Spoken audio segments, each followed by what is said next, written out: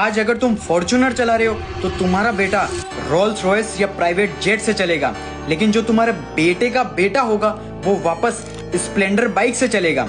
अब तुम सोच रहे हो इतना बड़ा भेदभाव क्यों?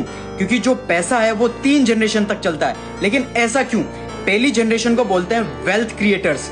ये वो लोग होते हैं जिन्होंने पैसे की बहुत कमी देखी है, बहुत गरीब बैकग्राउंड से आते हैं, बहुत मेहनत करते हैं और पैसा बनाते हैं। अब इन्होंने बहुत मेहनत करके पैसा कमाया तो ये पैसे की असली वैल्यू बहुत ज्यादा करते हैं। ऐसे लोग तुम्हें महंगी महंगी गाड़ियों में या क्लब्स में पार्टी करते हुए नहीं दिखेंगे। इन्हें ये पता है कि कितनी मेहनत से हमने ये पैसा कमाया, जिसे कि तुम्हारे माँ बाप हो गए या दादाजी हो गए। इन लोगों के पास पैसा बहुत सारा है पर बहुत ज्यादा पैसा बचाते हैं क्योंकि इन्होंने गरीबी देखी हुई है। उसके बाद आती है सेकंड जनरेशन, जिसे बोलते हैं वेल्थ मैनेजर। तो इस जनरेशन ने अपने माँ बाप का स्ट्रगल देखा हुआ है तो इन्हें पैसे की वैल्यू बहुत अच्छे से आती है। फॉर एग्जाम्पल, धीरूभाई अंबानी ने बहुत मेहनत करी और मुकेश अंबानी ने वेल्थ को बढ़ाया और बहुत ज्यादा ग्रो करवाई वेल्थ। इसलिए सेकंड जनरेशन फुल मौज करती है। मुकेश अंबानी को ही देख लो, लग्जूरियस लाइफ, करोड़ों की शादियां करवा रहा बेटों की। लेकिन सबसे बड़ी प्रॉब्लम होती है थर्ड जनरेशन के लिए, क्योंकि जब वो पैदा होते हैं तो लग्जरी इन्वायरमेंट के अंदर पैदा होते हैं। मतलब उन्हें कुछ भी पता नहीं होता कि गरीबी क्या होती है। फॉर एग्जाम्पल,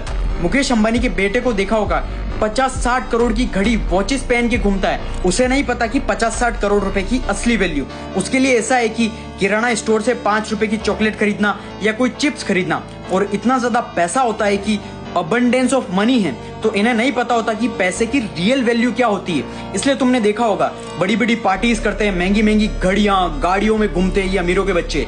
वो ऐसे ही सारा पैसा उड़ा देते हैं, पूरी दौलत पैसा उड़ा के वापस गरीब बन जाते हैं, क्योंकि इन्हें अंडरस्टैंडिंग कम होती है और रियल वैल्यू पता ही नहीं होती। इसलिए थर्ड जनरेशन तक सारा पैसा खत्म हो जाता है। ऐसे और बिजनेस कंटेंट के लिए मुझे फॉलो जरूर कर लेना।